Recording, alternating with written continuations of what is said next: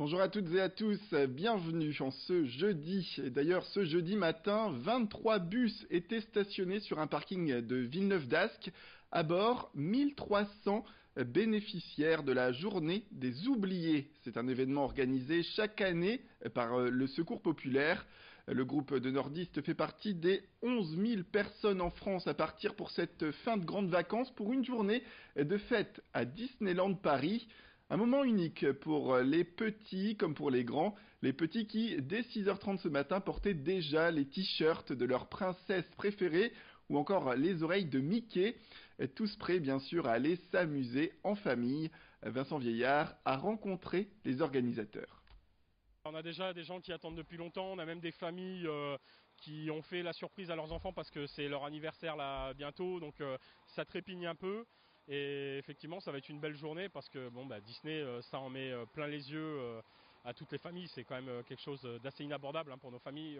Là, les tickets d'entrée qu'on a eu ont une valeur de 90 euros.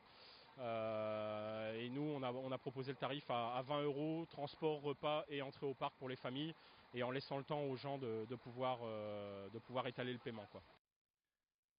Moins de 2 semaines avant la rentrée scolaire, il vous reste quelques jours seulement pour effectuer les fameux achats de fournitures et remplir le cartable des élèves. Au champ Ronc, on prépare d'ailleurs cette période depuis janvier dernier. Et pour cause, sur le mois de juillet, août et septembre, le rayon école et bureau réalise 70% de son chiffre d'affaires annuel. Du coup, rien n'est laissé au hasard. 9 personnes travaillent à plein temps dans ce rayon. Une présence de 5 heures le matin jusqu'à 21 heures, avec un enjeu qui est de taille. En moyenne, par jour, durant la période de rentrée scolaire, 10 000 articles sont achetés. Florent de Cotigny, responsable du rayon, en sait quelque chose. La rentrée des classes, c'est sur une période de 2 à 3 mois jusqu'à mi-septembre et ça représente l'équivalent de 70% du chiffre d'affaires sur l'année. Donc c'est un réel enjeu pour nous, pour toute l'année, pour réussir une année complète.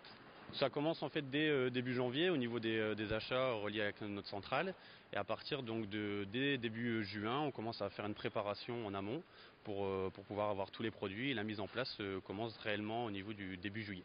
On n'installe pas tout d'un coup, en fait, on fait les allées selon différents jours, et après surtout on installe selon la demande du client, donc tout ce qui est articles écoliers, la maro scolaire qui tombe d'abord parce que c'est vraiment les produits phares où on peut anticiper les achats. Au niveau de tout ce qui est articles écoliers, papeterie, c'est un peu plus long parce qu'on respecte souvent la liste des enseignants ou des choses comme ça. Après 48 ans d'existence, le centre d'examen du permis de conduire de la ville de Marquise a annoncé sa fermeture. Une décision émise par la préfecture du Pas-de-Calais. Les 600 à 700 candidats annuels de la structure devront donc désormais aller à Boulogne. Les raisons évoquées, c'est un manque de sanitaires et de bâtiments adaptés à l'accueil, que ce soit des élèves mais aussi des inspecteurs. Une décision qui ne fait pas l'unanimité, en tout cas. Certains même s'opposent de manière volontaire à cela. Une pétition sur Internet a déjà récolté 680 signatures. La contestation bénéficie d'ailleurs de l'appui de Fabien Dutrio, c'est l'adjoint au maire de Marquise. Nous sommes allés le rencontrer. Je suis vu dans l'obligation de réagir à cette décision de fermeture qui a été donc confirmée par courrier du 6 août par le préfet. Les motifs invoqués, c'est que les règles du Code du travail ou encore celles du règlement sanitaire départemental ne sont pas appliquées du fait de l'absence de commodité pour les inspecteurs et les candidats. Il n'y a pas de bureau ou d'abri pour attendre en cas d'intempérie, plutôt peut-être en cas de mauvais temps, je pense. Alors là, si le problème n'est que l'histoire des toilettes et d'un bureau, d'un abri, nous avons des solutions alternatives à Marquise, puisqu'on a une maison citoyenne qui a été créée depuis peu, puisque nous sommes rentrés en politique de la ville, donc il y a un équipement qui a été créé. Il y a également la maison d'association, mais on a aussi d'autres possibilités, également au niveau intercommunal, puisqu'on a le hall de la communauté de communes, on a, alors ça c'est pas moi qui en décide, c'est forcément le président de la communauté de communes qui peut éventuellement intervenir. On a Capland, il y a d'autres possibilités, et pourquoi pas sur des communes très très très proches à l'extérieur de la Marquise. C'est la fin des vacances, mais on profite encore de la chaleur. Pour cela, on se rafraîchit à la piscine de Bruay-la-Buissière. Érigée il y a 82 ans, elle est classée au monument historique français et elle a gardé au fil du temps son style art déco. Alexis Tessier vous le montre en images.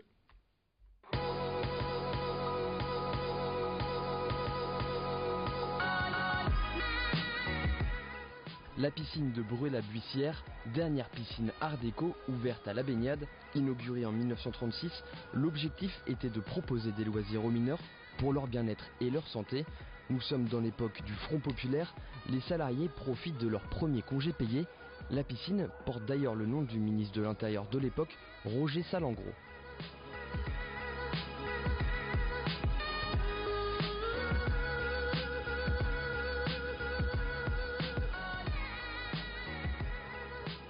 C'est l'architecte bruésien Paul Hanotte qui a mené les travaux pendant 7 mois avec un goût prononcé pour l'horizontale, la symétrie et les lignes droites, symbole du style art déco.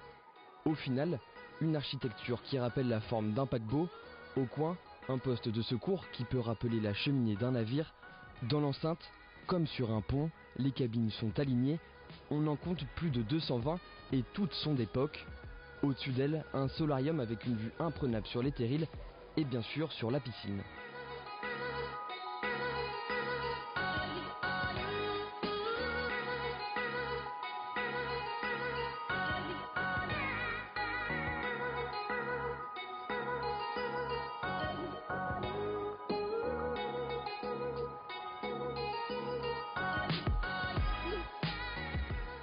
Trois bassins, le plus grand mesure 33 mètres.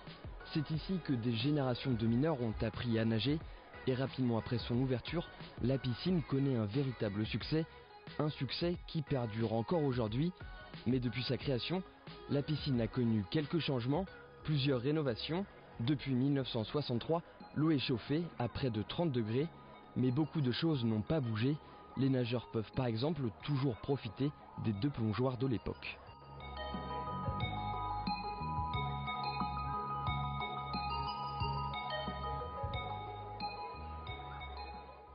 Voilà, c'est la fin de cette édition. Merci à toutes et à tous de nous avoir suivis. Restez avec nous, l'information continue avec un prochain flash au prochain quart d'heure.